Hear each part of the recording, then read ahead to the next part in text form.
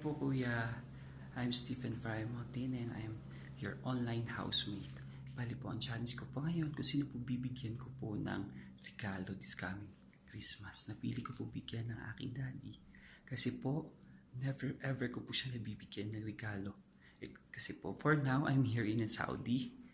Then every Christmas, only napapadalaan ko lang is ang mother ko, then mga kapatid ko. Kasi except na hindi humingi ang daddy ko at alam ko noon, hindi niya naman kailangan, kaya po hindi po nakakapadala po sa kanya o nakakabigay. Because this coming December, then Christmas, he's also celebrating his birthday. Kaya for now, nagpa-plan po akong bigyan po siya ng pera. Pera po na makaka-enjoy naman po sa kanya, na makabili po ng something na para po sa kanya lang po. Hindi po dahil po sa pinaguring niya, kundi dahil po ibinigay ko po sa kanya.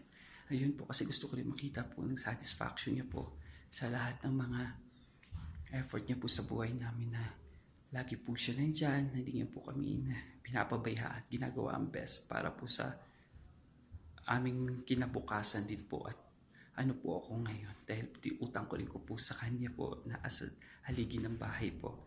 Ayun lang po kuya, thank you po.